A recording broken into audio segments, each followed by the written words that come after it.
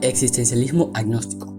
Esta es una doctrina basada en observaciones y experiencias, en la que los agnósticos consideran las religiones no son una parte esencial de la condición humana, pero sí de la cultura y de la historia humana, y no niegan la existencia de Dios, pero afirman que no es demostrable.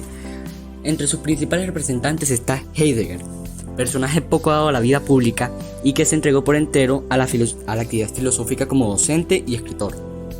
Fue uno de los filósofos más significativos del siglo XX debido a su crítica radical a la tradición del pensamiento occidental. Heidegger pretende elaborar una reflexión sobre el mundo y la cultura occidental en sus múltiples manifestaciones con el fin de fundamentar un nuevo humanismo y recuperar así su sentido unitario, un tanto disperso y en crisis.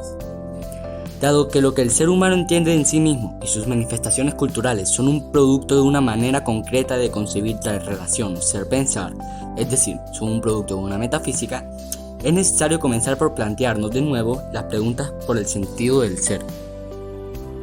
El planteamiento de las posiciones adoptadas en este nuevo análisis producen el llamado giro trascendental heideggeriano.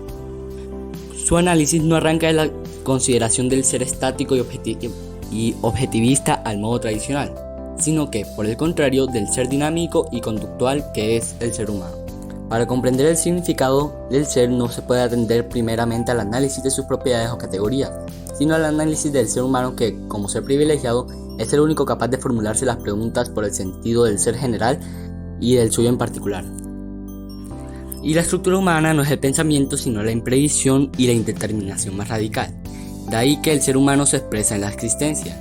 Ese es el ser ahí, también conocido como Dasein, cuyo peculiar modo de ser consiste en tener el ser como algo al realizar. La esencia del ser ahí está en su existencia. Por tanto, la estructura de este ser, su existencialidad, se despliega en una serie de existenciales que hay que analizar.